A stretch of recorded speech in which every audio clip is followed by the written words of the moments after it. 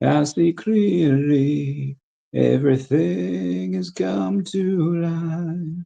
Better place and a broken dream. Hey everyone, how's it going? It is I, the real Randy Chavez. I'm coming at y'all today with a VeVe, OMI, Definity, DEVVE, daCat, DMC, SHIRO, DDOO update video. Guys, if you're new, welcome. For not, welcome back. I love you all. Each one of you, I want y'all to say hello to Dashi over there. And you guys say hello to Dashi as well. Commenting, liking, subscribing is a free way to help support the channel. Non-free ways are Patreon, especially that super thanks button down below. Super chats as well. It is a little hot down here today, so we're gonna take off the stuff.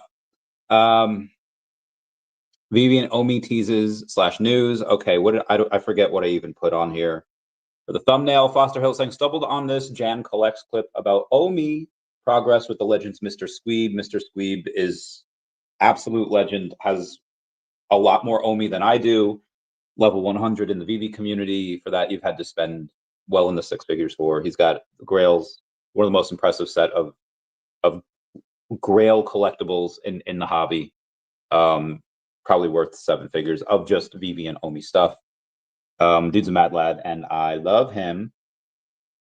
Foster says there's no doubt that OMI didn't get the recognition it deserved for too long, but if you think it isn't the focal point now, pay close attention. This is OMI's time. We're going to get back to that because we have some stuff to go over with Foster. He won't be here, but you know what I mean. And we'll do that a little bit later. For right now, let's see what we've. Shit. This is assurances, moods. Okay, all right, good. Right now, let's just see what the crypto market did in general today. And we have an article we have to read from VeVe as well. Over the last 24 hours, been not great. Bitcoin down 0.5%. You have Ethereum down 1%. BNB up BNB is up over $1,000, so that's fantastic for anyone that has it. But for the most part, the crypto market is down to flat. Nothing is really down more than 3% on this day. Hedera HBAR is down 3.5%. I said, dude, I had somebody. I had somebody tell me that the other day. And I did them, and then 20%. Oh, okay, cool. I don't know why, especially women, but I don't know why people tend to text me at like 1 minute before I go live or 2 minutes after I go live. Not talking about you. I'm talking about the other people.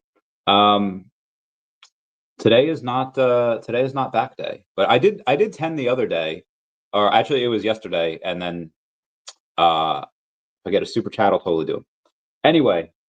We actually have Chrono CRO down about 5% today, but you had to go down, 30 spots in order to get that. IP story, I have no idea what that is, up 15% on the day. And again, that's neither here nor there for what we're talking about. Let's take a look at, we'll start with DDOO, and we'll see what they have done today. Oh, DDOO is actually down 23% on the day. It's because yesterday DDOO was sniped up to about a $40,000 market cap. Now it's back down to a much more reasonable 17-ish, 17.8. Still did a 3x over the last 6 days, but for the most part, have we seen the top? I don't know. There is almost $17,000 in volume for DDOO on the day, so I'll take that. I think that is pretty nice. Only 58 holders. I'm one of them. So we'll see where that goes. The 1% of the token that I have doesn't really matter because it's worth next to nothing. The IP, though, I think will be worth quite a bit, especially once the comic gets on VeVe. They sell out. One of those titles on VeVe is going to absolutely explode. Which one is it? Could it be Ladies on Solana? Could it be Space Penguins? Could it be Monkey? We're not sure. Keep y'all posted. Anyway, going on. Bill Gardner says got an R today. You got a rare, my man. That's the other thing. VeVe freaking crushed it today. They made $90,000 on the Darth Vader drop, the Samurai Vader. I was not expecting that. I was expecting them to sell out less than half. The rares in the commons are pretty low. I think they're like $10, $15. The ultra rares, last I checked, was like $70-ish. And then secret rares were like $1,000, $1,100. Let's see if I can I go into Stacker here? I don't know if I'm able to go into Stacker because I've never signed in on this tablet. can I at least access the market? It's not letting me. Okay, I will app.vv.me and we'll see if, okay, cool. I can search stuff. Will it let me go to the market? Coming soon, drops, crafts, collectibles, artwork, comics, brands. Oh, it's not letting me search. Okay, market. Collectibles. Making me log in, these bitches. All right, I can't do that because my phone is over there and I'm not logging in on here. Last I checked, it was like $1,100 for a secret rare. So the gambling aspect is still there. There's somebody I know that spent $3,500 on blind boxes this morning. They had received 2 secret rares. So out of the $3,500, they got about $2,200 back if they were to sell them. You have the people that were gambling. Somebody got the number 77. So Star Wars first came out in 1977. So somebody got the number 77 secret rare. I don't know how much that sold for, but there is a number 1977 common that is up there for $1,977. Someone will probably take that. Who? I don't know. We'll see. Omar saying good evening. What's going on, Omar? Penguin saying let's go. And let's so that's VeVe on the day. We do have other news. Let's do DEVVE here real quick because I haven't taken a look at them today. DEVVE is down about 1.5% today, and there is $169,000 in volume. Goddamn, that is low. It is a weekend. It is a Sunday, so I'm not expecting. I wasn't expecting much, but yeah, that is really low. We do happen to have a couple of people talking about. I don't need that. Okay.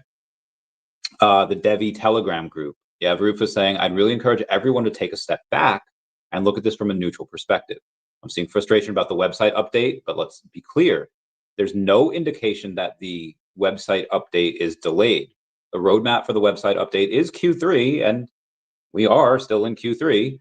So getting worked up about something that hasn't even slipped yet doesn't help anyone, and it's not good for your own peace of mind either. That is a fair point. Worrying about something doesn't really help it.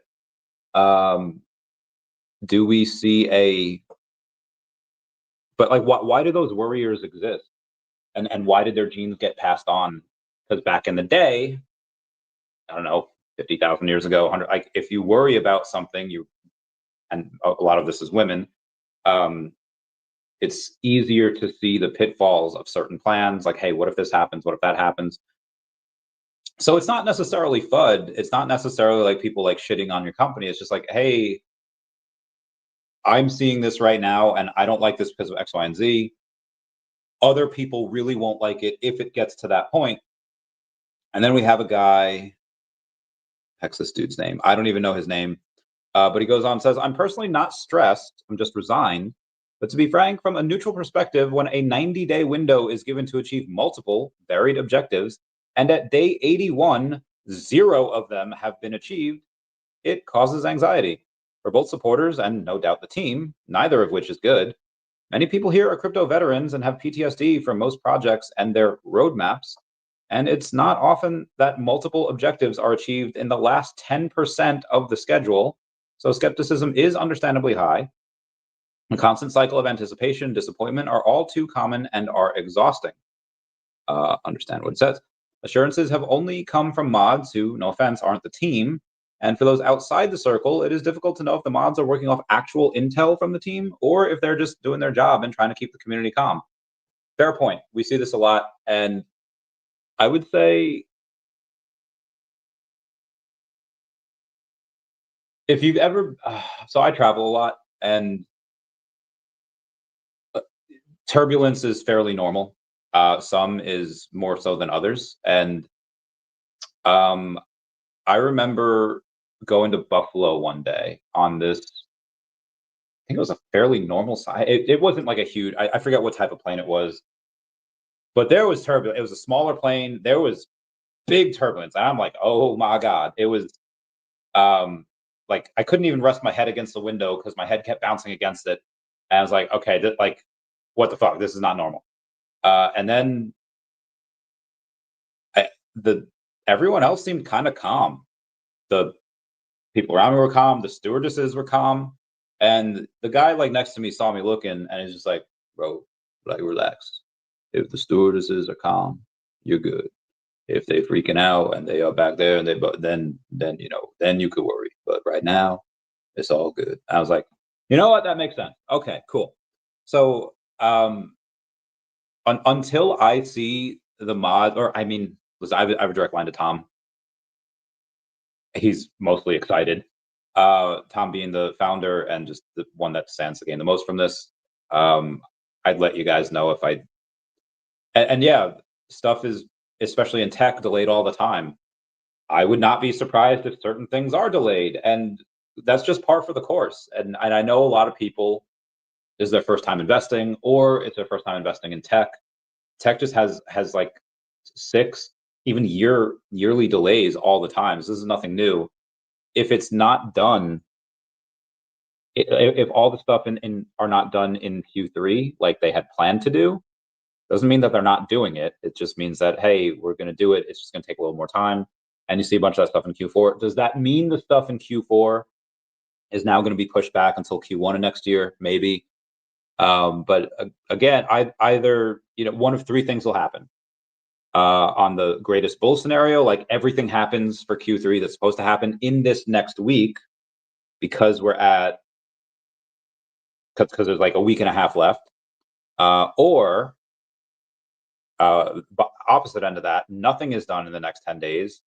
Some of it's done in Q4. A lot of the stuff that's supposed to be done in Q4 is actually done in Q1, Q2, and you miss the bull market. Worst case scenario. Most likely scenario is that maybe 1 or 2, a few things, maybe half, maybe more, will get delayed. And then, you know, you see that in Q4, and most of the Q4 stuff that we have is still on progress for it. And if that works, great. If not, again, if certain things are delayed by a couple of weeks or even a couple of months, I'm fine with that. Ty trying to get me to exercise. I love Ty. He's Bay. He's one of my bays. I have multiple bays. Sorry, Ty. I don't mean to cheat on you, but you went away for a while, so I had to get more local bays. Bays in this hemisphere. Connor says, boom, let's go. Boom, leg, boom, leg, boom. What else do we have? So DEVVE Trading Group has a poll of what do you think the price of the token will be by the end of this year. And 42% of people said $13 to $15. Guys, I have to put some, I have to like bring y'all back to reality, because it's 45 cents right now. A 10x is $4.50. And that's a fair, I get it depends what's going to be announced. If a certain US exchange is announced as a partnership, and depending on the type of partnership it is, yeah, we could see, I'm not putting it at a 42% chance. That is a lot. Again, Bitcoin and Ethereum's blow off top might not be till next year. And if that happens, you're going to have to wait regardless of what's announced. Because like I get, you have meme season, you have DeSci, you have DeFi, you have AI, you have TradFi, you have all of these different narratives that'll hit. What are the odds that the narrative that DEVVE's in is going to hit first? I don't know. What's up, Ironman616? Thank you for reposting the stream. Appreciate you. Anyway, 18% of people think that it'll be between 80 cents and $1. Cool. 16% of people think that'll be $2. It's me. I'd say 2. Count them $2. 8% of people think $4, which again is about a 10x. 8% of people said between $7 and $8. 8% said $10, and 42% said between $13 and $15, which I think is bananas. Not saying it can't happen, guys. None of these prices here, like for the end of the year, think that it could be less than 80 cents. That's like a doubling. Like we're 45 cents now, so a doubling is between that 80 and $1. It's at 90 exactly. I feel like this is a very, very biased chart where if I were to ask you in January, when we were $1.80, what do you think we would be by mid-year or by the end of Q3? I guarantee you nobody would have said 45 cents. Yet here the fuck we are. So I think we have to put in the possibility that, one, yes, I fully expect this to hit. Again, I voted $2. I think this reaches $45, which is 100x from here, in a blow off top. Probably not going to be till next year. But I think, yeah, I think we have $45 at some point, and probably even higher, because that would just make this like a $4 billion company, which is very, very small for the tech that they have. Like, it's probably, honestly, $450 in a blow off top for the tech that they have, the type of exchange they have, the partnerships. Yeah, that 1000x makes sense. But just so you know, until they announce what they're announcing, until they have that working product out in front of us and it's real, this is likely not going to move and could quite possibly go down lower. I get it with alt season. Yeah, we'll probably get a little bit of a bump. And again, I bet I put in the $2 thing because I think we'll have certain things that have been rolled out by that point, by the end of the year, that'll make us do a 4x, 5x. But I really just want to put out that possibility that it's very possible we're at these prices or lower, because that's only 3 months from now. So I really want people to kind of say, okay, yeah, that is a possibility, I guess. And I feel like people, you know, if you're living your life fully expecting to be rich as fuck in 3 months, I get it. It's possible. You could have $1,000 in one thing that goes 100x. Cool, 100K, and that takes care of you for, depending on your lifestyle, however long. But if you're fully expecting this to be balls to the walls, 30x in 3 months, again, it's possible it could, but most things will not. So just want to taper expectations there. Anyway, so that's DEVVE. Let's go to Definity here. And God, where are we at? Where are we at? All right, girl. All right, get rid of the -do real quick. We'll go to DEFX. Oh, they're actually up 9% on the day. Shout out to Definity, up 9%, up to 1.9 cents. I was talking to a friend about this before. Absolutely wild that you actually, I was talking about this with a good friend before. It was after 4 o'clock, I think, which is like 8 a.m. New Zealand time. For what Definity's doing under $3 million market cap is absolutely insane. The fact that daCat, oh my gosh, I can't, daCat has a similar market cap to Definity is fucking bananas.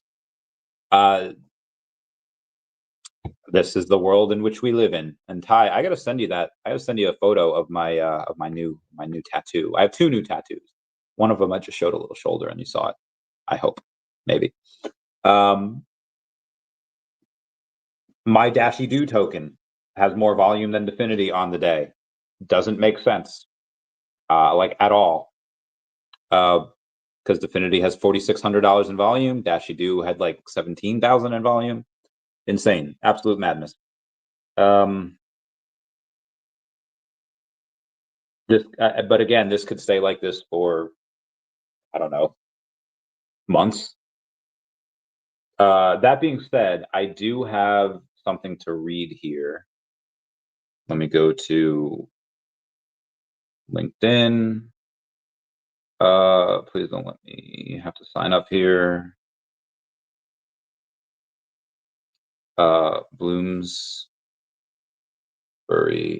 Monet. Oh God.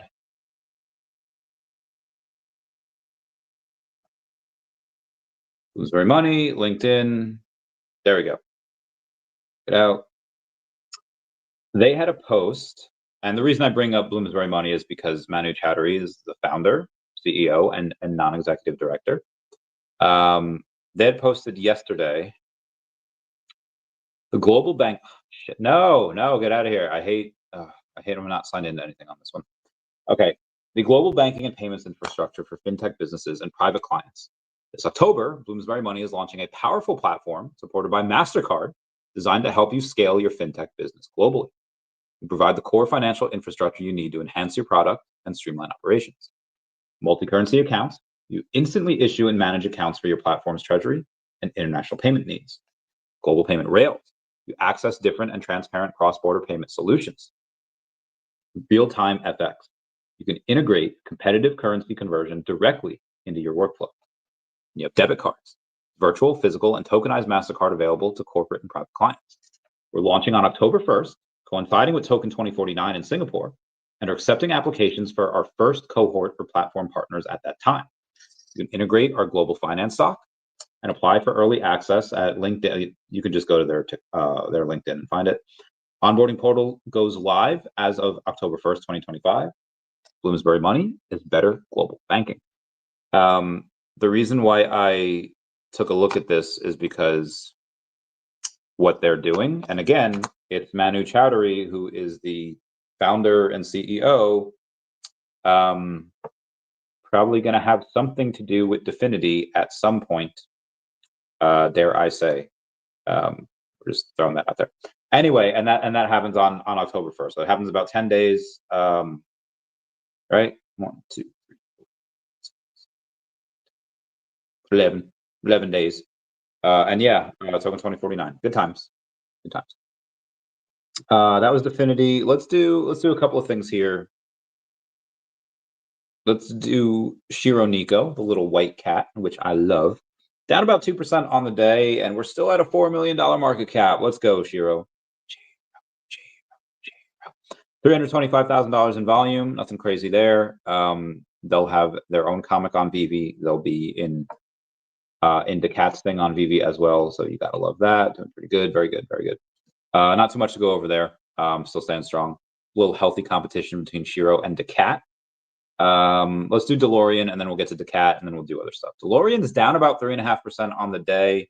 7 million in volume, which is not a ton at all for it. Usually it has like 10 to 13 million. $13 million market cap. I still have not checked my Flush wallet to see if I got that last payment from them. When I do, I will not sell. I will keep it for some time, and then we'll go from there. Where's the? All right, let's go to daCat.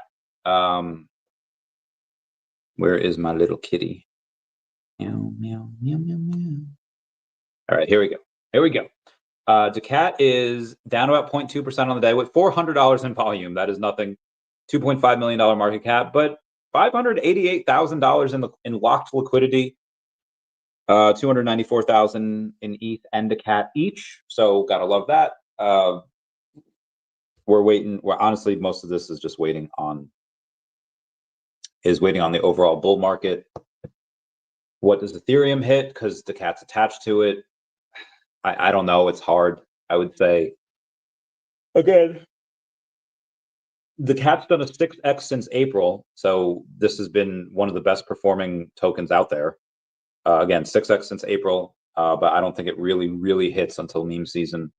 But we still have, even without it, we'll probably double again, just because of what Ethereum's doing. Because ETH at this time, if I'm not mistaken, it's 4,400. Yeah, I can say 8,800 for it. Let's do a Komi. Komi's down 2% on the day to 000338. We have 2.37 million in volumes, pretty low. $95 million market cap though. We had hit 3.5 before, and again, I had a meeting with a friend before talking all about this. It is of his opinion as well as my own that it's not just anyone doing these random spikes. These are very calculated, and I'm pretty sure that it's big players in here. Do I have any proof of that? No, but I'm pretty sure it's big players. Abe says, yeah, you just started. I'm here. What do you know? Abe is the first one again. Guys, give me some competition. Too easy. Abe is pretty awesome. Abe's always the first one here. Kind of. Ace Rig Moves says, good morning, Randy. Good morning, Ace. Bro, Abe, what would you do if you woke up one day and you're just like, I'm streaming, like, oh, like, let's say I'm streaming for like 3 hours, like, oh, can't believe it, first one here, and then you like go out your room, and then it's just like, wait, this is my room. Wait, what is this? And it's like a padded hallway, and it's just you're in an insane asylum. It's like, oh my god, maybe I was the first one there, but at what cost? And then you just, I don't know why I thought of that. I was watching Spin City before, and this guy Paul got into like his girlfriend like broke up with him, and he like got sent to like a nut house for a couple days, and then he just had pudding for that. I again, that's just, I don't know why my brain went there. Anyway, you've won, Abe, but at what cost? Anyway, Ace Rig Move, my man, how's it going? Good morning, good morningkins. Doing pretty good. Still at that 70. Yeah, would really like a little more volume to get it to $18,000 market cap for daCat. Comment down below if you have any. So this is a Comey, and let's go over some of Foster's responses the last couple of days. We'll get to the news, call it a day. All right, let's go Foster Hilt, and we'll take a look at what he's been talking about. There you go. It says, sometimes I forget just how good the quality of VeVe digital collectibles are, the definition of premium. They've been posting a lot of memes as well, which I really like. That's how you connect with the younger generation. Also our generation too. I think Foster's younger than me. Foster going off and talking about, he was talking to VeVe Meister the other day. VeVe Meister saying, Foster, you're aware I'm not going to purchase gems with fiat anymore. I think it's time to release a bit of info in regards to OMI to gems on VeVe and how many tokens will be removed from the circulating supply. Community would appreciate it. Foster, just finalizing some things internally before we start shouting about it from the rooftops. Out of curiosity, what % are you hoping will be removed? VeVe Meister says, never really thought about it, to be honest, but here goes several thoughts while having a coffee. Numbers not necessarily accurate. In-app purchases with fiat, I pay $100. I get 100 gems. VeVe gets 70. Web app purchase with fiat, I pay $100. I get 100 gems. VeVe gets 97. OMI to gems is a bit tricky. I reckon VeVe needs fiat for their bookkeeping. Okay. I buy 100 gems with the, at the time, equivalent of $100 worth of OMI. Since you want to incentivize users to spend OMI, and 100 is tier 2, the user actually gets 105 gems instead of 100. You take the extra 5 gems into account and still have room to play versus the 30% fee from Apple and Google. The burns could be dynamic. So in that case, Stacker can transform enough OMI into fiat, send it to VeVe. VeVe happy, they get more than with the very first option. Customer happy, they get more gems than they hoped for. OMI homies, more than happy, a dynamic percentage of the OMI gets burned with every purchase, or just burn 20% with every purchase, which would be awesome. Foster said, interesting thoughts. Thanks for sharing. Of course. Good time. Asian Dan Hilt. Asian Dan says a good time to buy more OMI. So Foster's been pretty. Khaki Kaidence is checking on VeVe and OMI sentiment. Foster Hilt said, how do you feel about OMI today? And then it shows 100%, which is fun. So yeah, not a ton of replies from Foster here. Let's go to VeVe Viral because he generally has some fun stuff to take a look at. VeVe Viral. I have anything on daCat? I do not just yet. So VeVe Viral's got yesterday. He just reposted Jan Collects talking about the drops every Monday. 2 days ago, he says, don't let the last 3 years in OMI or any small cap altcoin stop you from what's about to happen in the next 3 months. Some point within the next few weeks, Ethereum will hit and sustain a new all-time high, and the long-awaited alt season will finally kick off. Not financial advice. I'm not convinced that alt season will happen in a couple of weeks. Might have to wait a few to several months for it, but that is coming. I'm really not sure where we get. I know a lot of people kind of don't believe it because it's like, oh, it's like a myth, like an A on your report card, right? Make no mistake, it is coming. I don't know. I don't know what the timeline for it is. Could start next month, or it could start 7 months from now. And you could have the possibility of a black swan event before that even starts happening. But as long as things remain relatively normal, I mean, Charlie Kirk got assassinated, and the stock market hit all-time highs the next day. So clearly, it would take like a huge huge black swan event, like World War III type of scenario, in order for that to derail us. And I don't see that happening really anytime soon. Anywho, support. Oh my God. Okay. I'm finally just seeing a couple of these Twitter messages, and I'll get to them at some point. Anyway, we've got some news to go over here. 30 minutes in.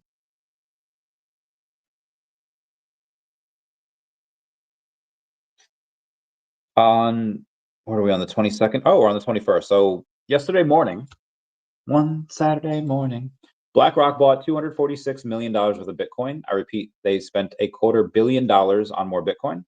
They also spent $144 million worth of Ethereum. Grayscale has filed for an amended S1 for Dogecoin ETF, aka Doge. Don't need to go over that or that. Oh, Garios is another one burned. This is pretty scarce. Marvel Vision #1. There's only 31 of them in circulation. 89 editions burned. God damn. And he owns 5 of them? Jesus, Gary. Save some pussy for the rest of us. God damn. Oh, my friends. Albania's government debuts its AI minister to parliament. That's insane. And the AI has feelings, because it says some have labeled me unconstitutional because I'm not a human being, and it said that hurt me. Deepcoin. Okay, we got BNB reached a new all-time high of 1028, and then 1050. It went insane. 10 more, yeah, just a few more days in September. 10 more days. President Trump's new 100,000 H-1B visa fee won't apply to existing holders. Good for them. Nicks are cool. Fed rate cut odds in October jumps to 91%, meaning that on October 29th, they will be able to have most likely another rate cut, which I'd be fine with. U.S. bank to start Bitcoin and crypto custody services, which I think is bullish for markets. That reminds me, we have an article to go over, not the LinkedIn one. It's from Industry Today.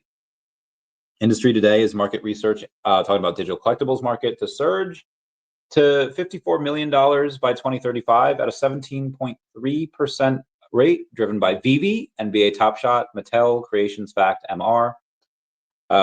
Digital collectible market analysis by asset type, by platform, by sales channel, and by region. Market insights from 2025 to 2035. The global digital collectible market is expected to reach up to $54 million by 2035, up from $7 million. I'm sorry. Is expected to reach 54 billion by 2035, up from 7 billion in 2024. During the forecast period 2025. Oh no, I'm sorry. I'm an idiot. I thought they were talking about the entire collectibles market at large, but it is actually just digital collectibles. Also, this doesn't seem right. 54 million is definitely not right at all. Give me 1 second. 54,000. Hold on. We got to go to this calculator here.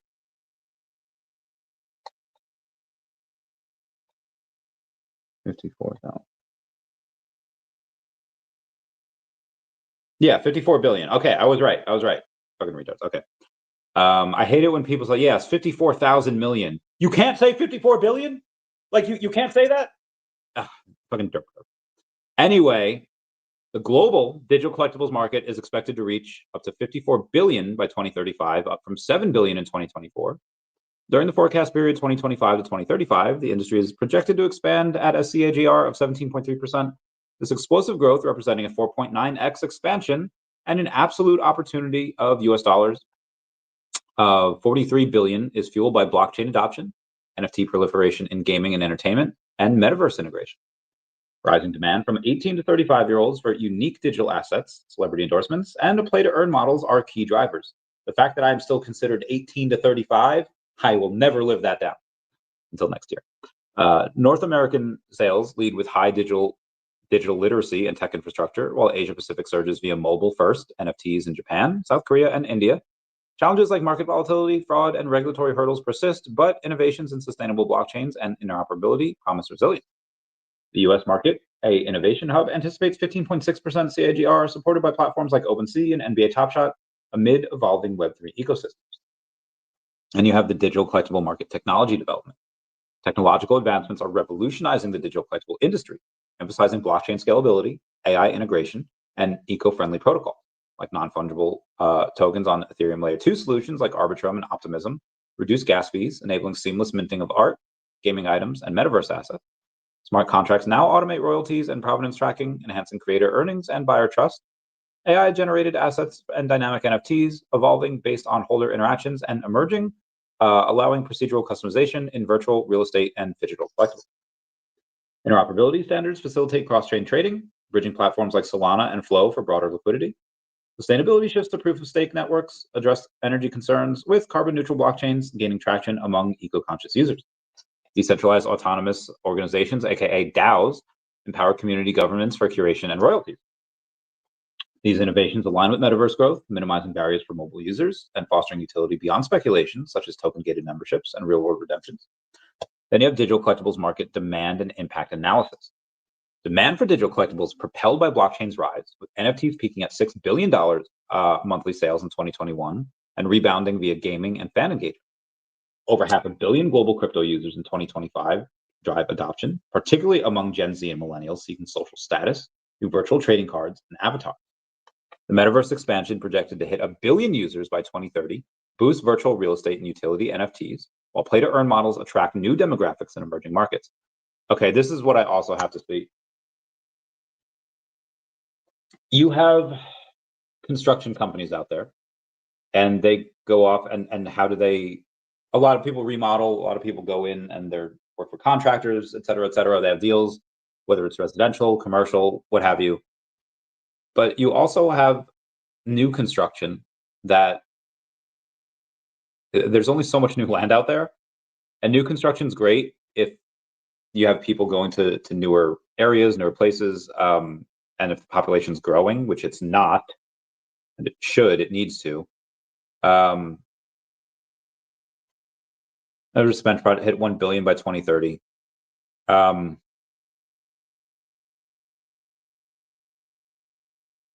And it says that boosts virtual real estate and utility. So it should, but just because you have virtual real estate and you have land in the metaverse doesn't mean that it's going to do well. It's going to depend on how well that metaverse is perceived. There are whole ass cities in China that are just like abandoned. Because if you're a guy in China, millennial guy around my age, you're not getting a girl to be with you unless you have at least one property, but you should have 2 or 3. Even if you don't use them. If you have 1, great, you're at least in the running. If you have 2, you're good. If you have 3, pick of the litter. But just because you have certain properties doesn't make them good. Like, you know, you could have 10,000 collectibles on VeVe, but if they're all $1 comics, does that really matter? Like, is it really that impressive? It's not. Like, once, like, it looks really cool, but if you go and again, I have a bunch of comics that are $1. I have the first appearance of America Chavez. I have like 150 of those. Why? Chavez. She's cool. Shares my name, although I'm the better Chavez, I believe. But anyway, it's a lie. She's much better in many other aspects. I feel like it doesn't. Oh, you have, you know, virtual real estate. Okay, in what game? In what metaverse?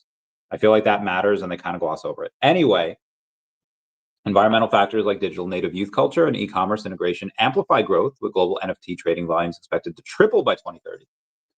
Regulatory clarity in the EU and the US supports cross-border scalability through China's resale bans limit secondary, though China resale bans limit secondary markets. Challenges include 2021-2024 volatility, eroding 90% of some asset values, some of it is 99%, and phishing risks eroding trust. Rising healthcare adjacent uses like educational NFTs and celebrity partnerships sustain momentum, creating opportunities in subscription models for recurring revenue. Then you have the digital collectible market analysis by top investment segment. Digital collectibles market segments by asset type: art and media NFTs, gaming items, sports collectibles, metaverse-based, utility, digital platform. Centralized, decentralized, on-chain sales channel, which is primary, secondary, auction, subscription, membership, and region. Gaming items lead with over 30% share in 2025, growing at 20% CAGR through 2035, driven by P2E, interoperability, and AAA studio integrations like Zedrun. I did not realize Zedrun was AAA. The segment attracts investment for its monetization potential in virtual economies. Decentralized on-chain platforms dominate at 60% share, fueled by DAO governments and cross-chain royalties, offering high returns in privacy-focused regions. Subscription membership NFTs emerge as a lucrative channel, projected at 25% CAGR. This is why VeVe needs to put in subscriptions, and they refuse to for some freaking reason. Projected 25% CAGR, enabling loyalty programs in entertainment and fitness. Hospitals and brands favor digital collectibles for hybrid appeal. North America and East Asia yield top ROI with biosynthetic-like innovations in utility NFTs, targeting APAC's youth surge. Gaming and decentralized segments promise highest yields, backed by metaverse infrastructure and regulatory tailwinds. Then you have the digital collectibles market across top countries. Digital collectibles market shows diverse regional dynamics, with leading countries fueling expansion. The US is number one. Let's go. It dominates as a Web3 epicenter, valued at over $3 billion in 2025, propelled by NFT marketplaces like OpenSea and VC funding for metaverse startups, growing at 15% CAGR. Number 2 is China. Number 3 is India. 4 is Japan. 5 is South Korea. Leading digital collectibles companies and the industry share. The digital collectible market is led by innovators blending IP with blockchain. Key players such as VeVe, NBA Top Shot, Intel Creations, Panini America, Larva Labs, Funko Digital, Candy Digital, SoRare, Top NFTs, and Zedrun command a 58 to 65% share among the top 5. VeVe excels in AR license drops from Disney and Marvel, capturing 15% via mobile UX. NBA Top Shot on the Flow blockchain holds 12% with sports highlight and fan rewards. Mattel Creations bridges physical and digital for Barbie NFTs at 8%. Didn't even know they did that. Panini America digitalizes trading cards for NFL and NBA, securing 10%. I would say Flow would be better for that because they have NFL all day. Larva Labs CryptoPunks pioneer generative art 7%. These firms pursue mergers, metaverse expansions, and green tech for dominance, while tier 2 players like Funko add 20 to 25% through IP collaborations. Startup fragment the rest, but the leaders thrive on regulatory compliance and scale. From 2020 to 2024, the market surged from niche to hype to $7 billion in 2024 at 34% CAGR, ignited by NFT booms in art, gaming, OpenSea hubs, influencers, etc., etc., etc. Forward 17.3% CAGR to 2035 envisions utility-focused maturity with AI assets and interoperable metaverse key. Emerging APAC markets will accelerate via mobile NFTs, while sustainability via proof-of-stake addresses eco barriers. Historic speculation yields to function trends like DAOs and fidgetals. The return future hinges on regulation and R&D for cross-border growth. You have digital collectibles industry news. Recent innovations highlight the market's dynamism. April 2025, Altered launched a hybrid marketplace for digital physical trading cards, enabling app-based trades and print-on-demand for tournaments, boosting accessibility. October 2024, the Pokemon Company debuted the trading card pocket game. It's a mobile NFT-free app with immersive boosters, modernizing collecting for 100 million users, although they're not NFTs. March 2025, VeVe partnered with Disney for Metaverse exclusive drops, integrating AR and DAOs for fan governance. Hold on. Metaverse exclusive drops. I'm going to have to go in and Metaverse. I guess that was signed this year. Little did I know. Integrating AR and DAOs for fan governments. These moves emphasize hybrid utilities, sustainability, and IP synergies. M&A in gaming and APAC expansion, signal R&D investments, aligning with Web3 demand. Are they sure we Metaverse exclusive drops? I mean, okay. Does that mean their stuff on Disney Pinnacle is not going to be in a metaverse? How do I? Who the heck do I go to? Who do I ask about this? Market Research Industry Today, from Industry Today. All right, I have to hold on. Hold the heckin' phone. Industry Today. I joined crypto today. I think right, here's Industry Today. 6,000 followers. I don't think anyone is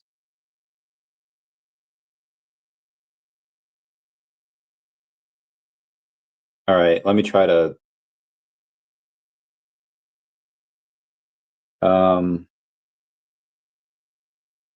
Exclude. I feel like they definitely quoted something wrong. Part of it is for Metaverse exclusive drops. Let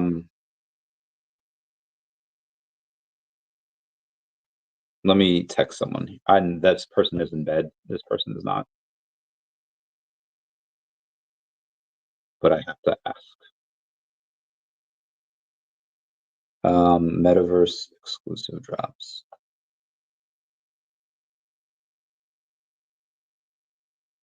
Exclusive drops.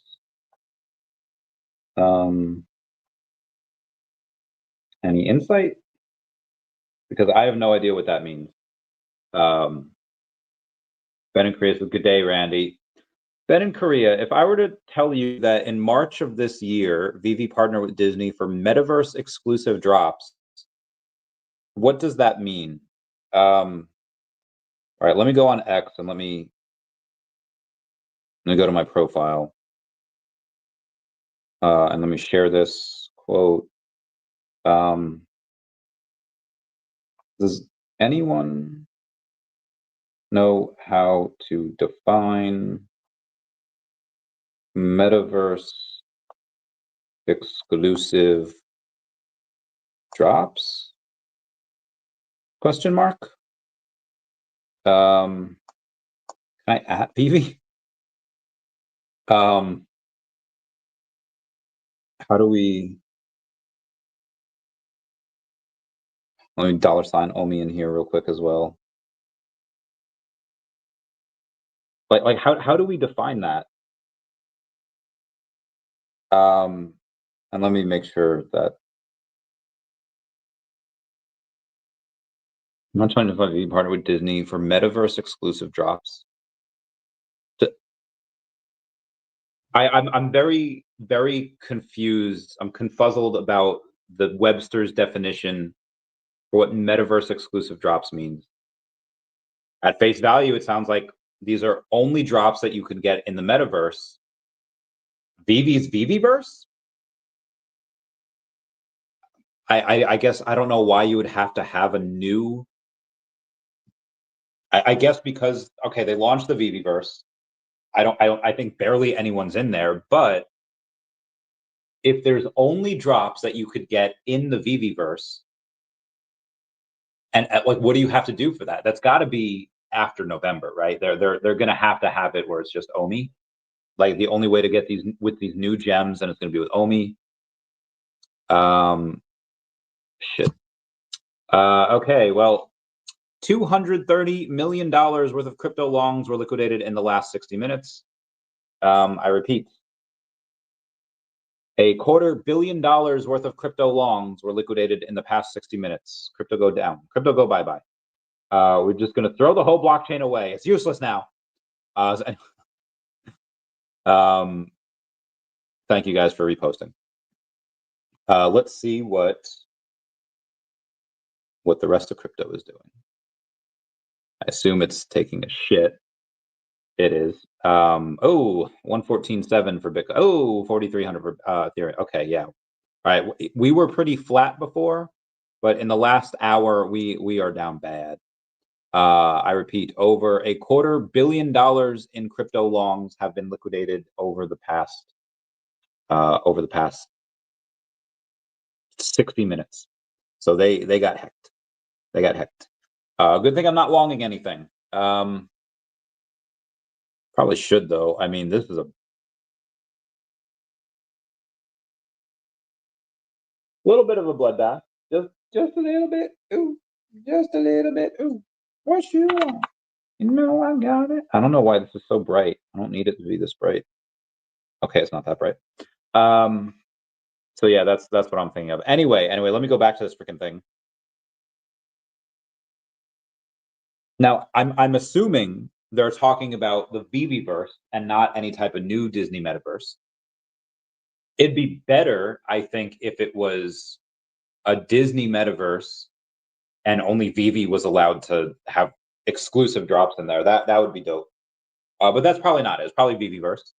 They probably had to sign a new agreement because the old agreement that they had was just for normal NFTs. And a new agreement would probably mean like, hey, we have to have the same thing, but the old agreement doesn't have the language for a metaverse. So I understand having a new agreement because VeVe opened their metaverse earlier this year. Again, I don't think anyone's really in there right now. There's some builders and they're doing majorly impressive things, but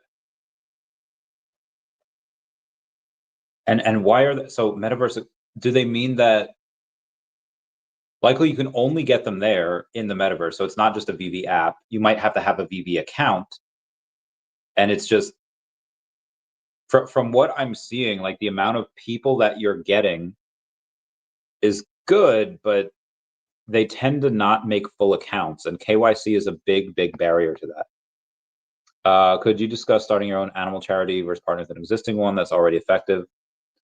So I've been working with Best Friends Animal Society for years, and when I say working with, I mean that I don't volunteer. My body can't anymore, but I just give them a bunch of money each year. One because it's the right thing to do, and I've been doing this since 2017. I've been donating whenever I get a little bit of money, which been pretty good this last year. But whenever I get a little bit of money, just donate to them. Never a ton. Well, it's usually in the 5 figures per year, and I think if you do, yeah, I think that's how you get into their golden circle. I think for $10,000, you get in like their golden circle. And if you do that within a calendar year, you get to go to their facility out in Kanab, Utah. You get to go in and say, hey, you get to stay at their property. They give you a free tour. They give you like a whole sticker thing. It's really cool. So it is the right thing to do. But it's also a tax write-off. So, that's part of the reason why I do it as well. But mostly because it's the right thing to do, and I love animals and I want to help. And I mean, I spent 9 years as a veterinary assistant. So I put my body and my life would have been completely different had I gone a different path instead of veterinary medicine. But so they're very efficient at what they do. A lot of the goals were missed, but when you have these crazy goals, like making every shelter a no-kill shelter by 2025, even if you don't hit it, which I didn't expect them to, they still did a really good job at eliminating a lot of no-kill, or making their shelters, a lot of them no-kill shelters. And because right now there's still a bunch out there. My own, but also for my own charity, is that I know how to spend money. I know how to save it. I know how to make it last longer. I know how to, and I don't know a lot of these other charities from a hole in the wall, but just if I run it like a business, I will. It should be self-sustaining. I won't have to. There's going to be very little waste. It's going to be hard though for the first. I mean, depends how much money I put into it. I don't trust a lot of people, and even the ones that I trust to make like the right decisions, to make like the best, like how many people are smart enough to be like, well, to look in, okay, we can buy from these people for a certain amount of like blankets, space neuters, whatever, or we can do business with these people. And on the whole, is like, well, this one, we save an extra, 8%, and that sounds great. But if we would have eaten that 8% and gone with another company, and that gets me in the door with, potentially another deal that could save me 40% on something else. I don't trust most people to be able to think of those things. And again, I'm certain that the Best Friends does a lot of that. Because again, they're like one of the biggest ones like in the US. I'm certain that a lot of ones do it, but what I'm doing with Ladies on Solana. So Pixie from Ladies on Solana has a 501c3. She just locked down her land. I think they closed it like this week. And I'm essentially trying to like kind of buy my way into a seat on the board, and then just be like, okay, what do I have to do to learn at this base grassroots level, and just kind of learn that way. I mean, I have this thing called a post 9/11 GI Bill, where I could go to school for free because I served in the military, and they give you X amount of years of free schooling, and I've wanted to do that, but it's from what I've learned in the business world, what's the best way to learn about business? Is it to go to business school and to yeah, and where do you go? Like, do you go like what's the difference in business school between a community college, state college, and then like Harvard? I depends on the person. You could spend 4 years in the library just studying and trends and all that, and it's just if you're any business person worth their salt, you're going to spend a year in the library, maybe 18 months, and figure like, okay, I could do this myself. Like I I've known a few people from some of those colleges that went to business school, and I was more successful in them just in my 20s. What business comes down to, in my opinion, is perseverance, grit, and the ability to eat shit for longer than the next person. And I trust myself to do that more than anyone. And um, I've seen people with no college degrees be more successful than people with very fancy degrees from Ivy League schools. Living proof of that. That being said, like, so what's the best way to go about like being a like the Brown Steve Irwin? Is it to go to college and to kind of learn about the theories in this, and maybe you can, and I'm sure you learn stuff there, but I feel like actually being a part of certain organizations and seeing how it works in the real world, that's worked for me. Maybe I assume for like certain things it's better to go to college, but for these things in the real world, you just have to get that experience. So I'm going to start with Ladies on Solana. Hopefully Pixie has me and say, okay, here's what we're doing, and we'll have our trials and tribulations, and hopefully I don't fuck up too bad. Hopefully I'm able, but I mean, it's hard because what do you go in and talk about? Do you go in and say like, hey, and I'll just use, let's say Pixie as an example. I don't know if this is what she's done, but let's say she's like 40. Let's say if she's worked in that field for 20 years, and like I will never have as much knowledge as if somebody is 40 years old and they've been working in like this charity world and networking for 20 years. I am never going to learn as much as them because that's what they've done the last 20 years. Maybe in 5 years, I'll have learned a lot of stuff that they have, but it's just a lot of it just comes down to experience. A lot of it comes down to, now I can buy connections. I have a lot of them already without even needing to buy them, but it's just that experience. Like, money's only one thing, and at the end of the day, it really comes down to space. A lot of the because I had worked with a bunch of them before when I was in the veterinary field. When I was in the veterinary field, it just came down to people being able to foster and be like, hey, there's no space left in this particular shelter. This is the only shelter that would be able to take this dog, this type of dog. And if anyone can take him, great. If not, this dog will be killed. A lot of times it's just lack of space, and people's like, dude, I can't. And a lot of times if I were willing to sacrifice certain things, I probably could have saved more. And I didn't, but that's fuck, man, can't save everyone. So I don't know. Do we buy more space? Do we buy, like, how do we make so this is the idea that I've been throwing around for a while.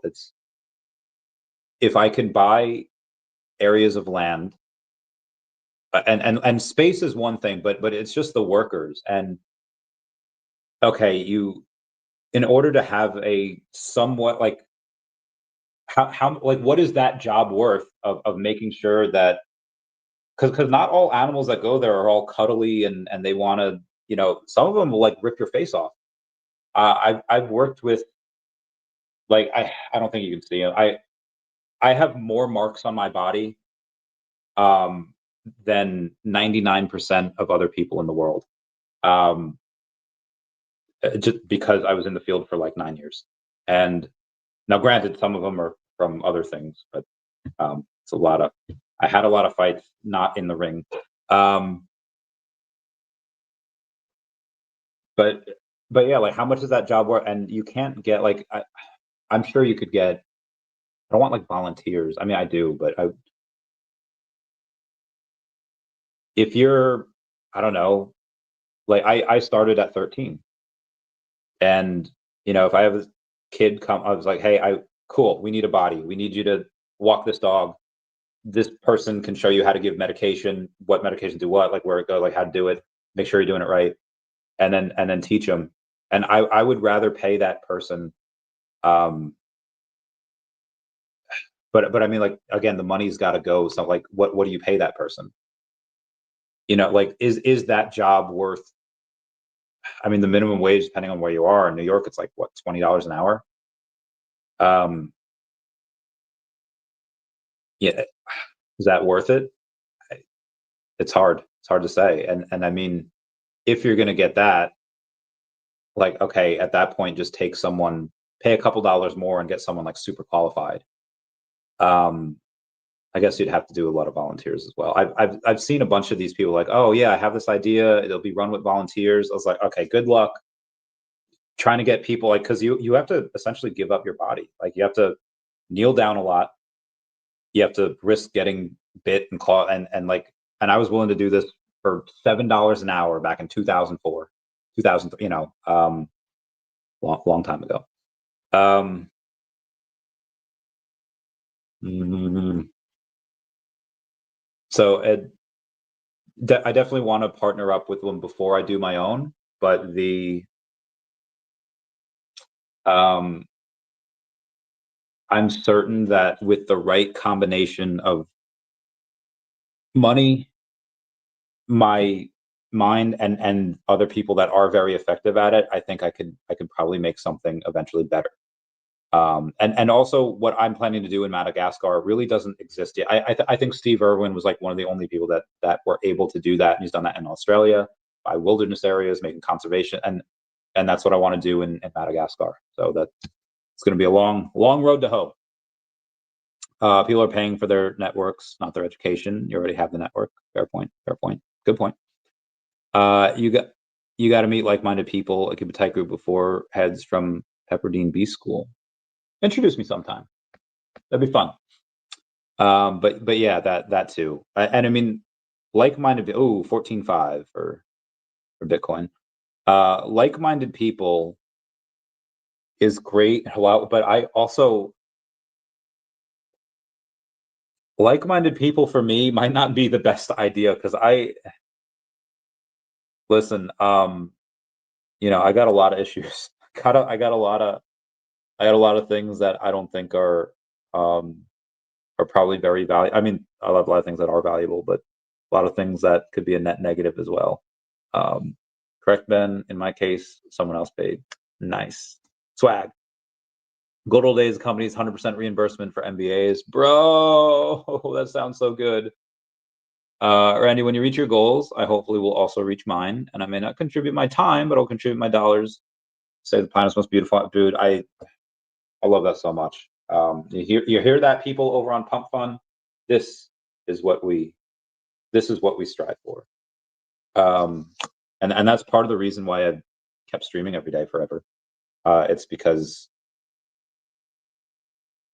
if I'm able to tell people, hey, this is what I think about OMI, Definity, DEVVE, daCat, now DDOO, and people make money on it. I'm not saying that I'm owed like a finder's fee or commission, but if I'm going to open up a charity and it's going to buy wilderness area and the upkeep of that wilderness areas, yeah,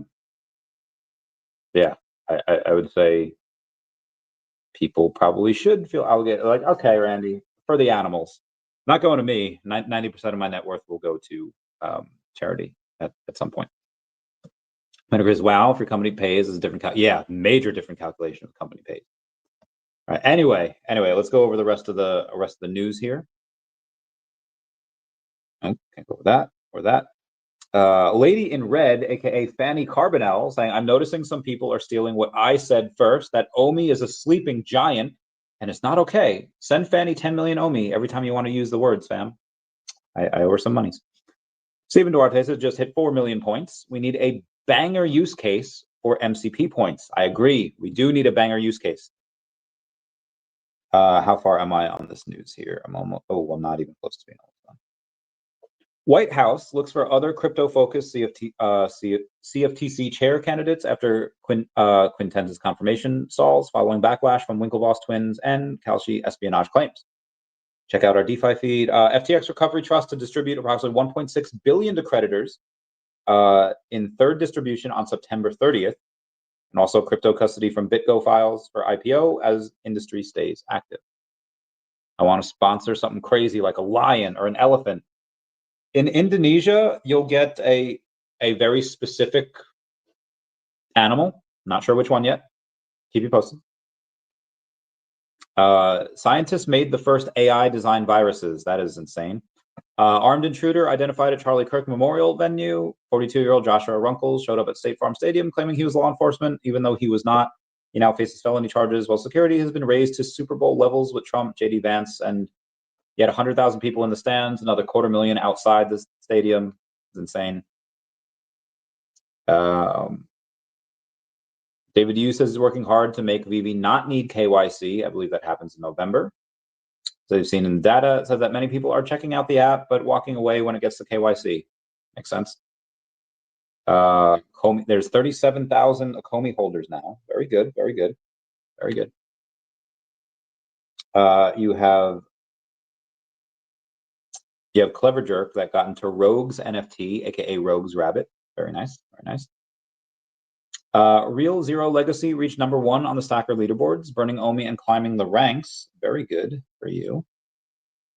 Okay. Oh, I gotta get a Mint Majesty from Starbucks.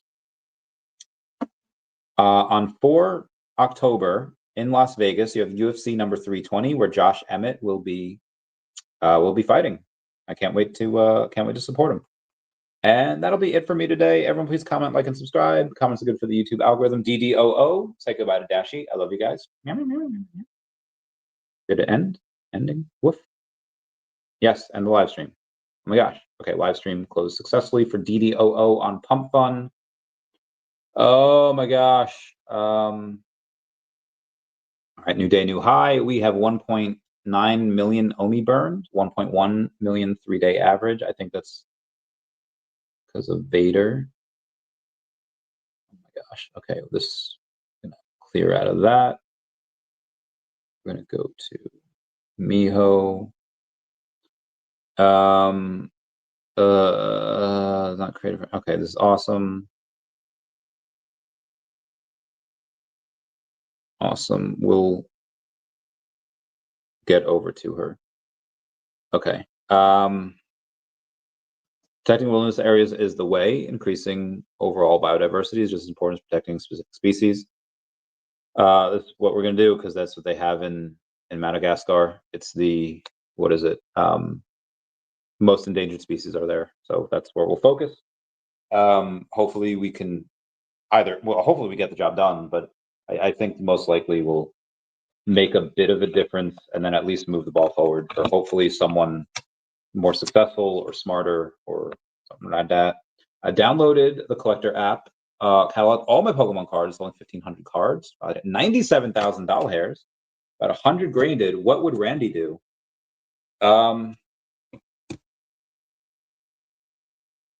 Pokemon's had a bit of a pump recently. I'd sell a bit and buy undervalued crypto, and then even if those cards double, I'd buy him back. He said no. Yeah, I would. Even if those cards do another 4x from here, because again, Pokemon's already pumped. The amount I think you'd make on buying crypto, like let's say you sell a card for $1,000 right now, and that one card in a year from now goes for $4,000. Man, should have kept it. Well, not if that $1,000 went into a crypto that did a 30x instead of the 4x. Now 4x is still really nice, but anyway, that's just me. That's just what I would do. But that's me. What do you usually do? I have no idea. Anyway, everyone say goodbye to Dashi. Bye-bye, Dashi. I love you guys. Class dismissed. Never mind.